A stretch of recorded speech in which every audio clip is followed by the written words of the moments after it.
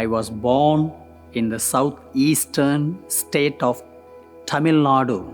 I grew up in a farmer's family. We are 6 children. Grew up in a very good Catholic atmosphere.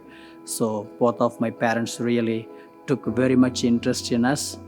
And luckily, I was the only one in my family who was sent to the Catholic school. I was taught by the nuns, and the correspondent was my church pastor, the parish priest we call.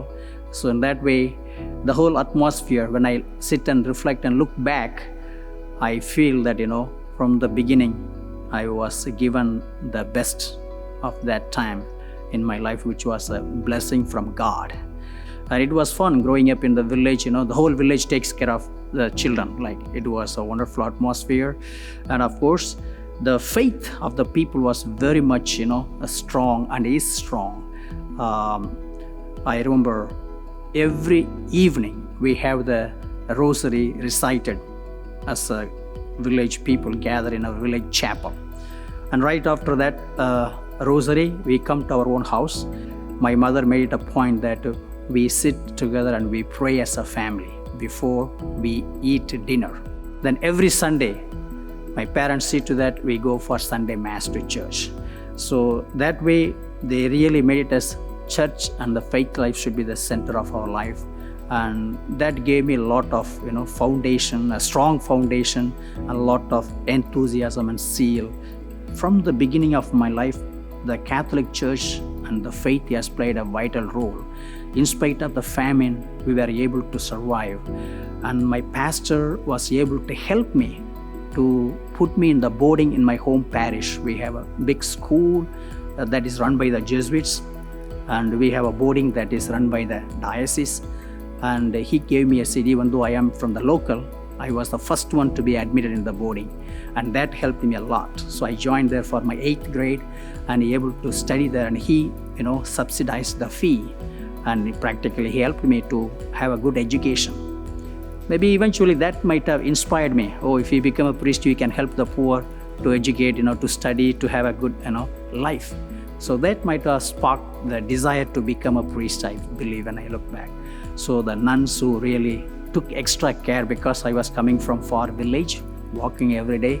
So that kind of atmosphere really helped me to feel the love and warmth, the presence of God and the blessing in my life. So in that way, even though I experienced poverty and I grew up in poverty, I consider that is a blessing. That's how God revealed His love through wonderful people. When I was voluntarily called by my pastor to stay at the boarding so that I can have a good education, that itself I felt, how my pastor was able to recognize me, and call me to be in the boarding.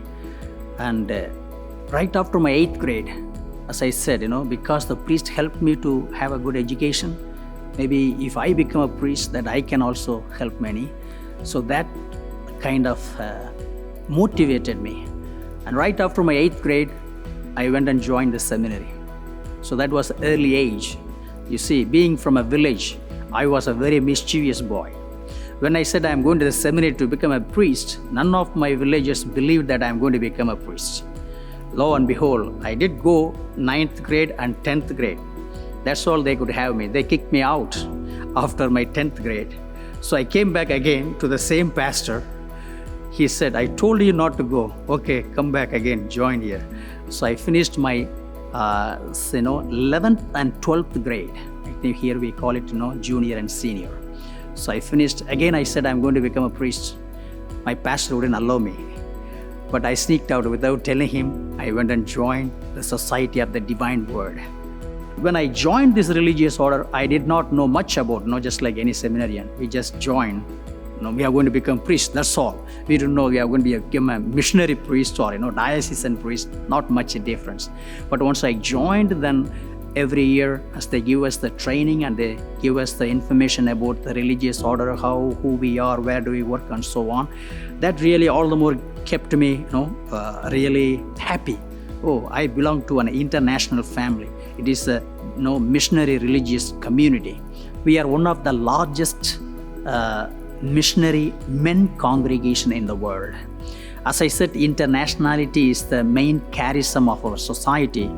Even though you may have enough priests in any country, but still, like in my batch in India, in the year 2002, we were 32 guys. But out of 32, only 8, one third can remain in the home country. The 2/3 have to be always sent out. That is the nature of our religious order. In each country, we adopt the need of the country or the local church, and we work according to the need also, in connection with our religious order's charism. Even though our charism was to go and preach where it is not fully preached, when our pioneers came from Germany to this country in the early part of the 20th century, here that was the time segregation was on. The African American men were not allowed to join the seminary to become priests that time. So it was my religious order right here in the southern province began the seminary for the African American men to be allowed and admitted and go through the training and be ordained. So in that way, I am proud to be an SVD, because we are the pioneers in those days. Even though the local church had issues, our missionaries were able to get the permission, and we began. And since then, we mostly work in the African American parishes. And now, as it is the need of the hour in our country, we also take up many Hispanic parishes, and we work in the Hispanic parishes too. When my parishioners, the church members who are entrusted to my care, when they are seriously ill or sick or in the hospital, when they call me, Father, I am in the hospital, I immediately try to go within a day or two to go and visit them. When I go and visit, it may be, sometimes it may be very sad situation, but when the family is there, when I am there with them, I may not be able to speak much, but just being there and just giving them a blessing and just touching the patient, and I say, okay, I will see you all later. Then when the family members say, Father, thank you for being here, or thank you for coming by, when they say that word, that really gives me energy for another month or so to work. So those are the touching and joyous moments of being a priest in my life.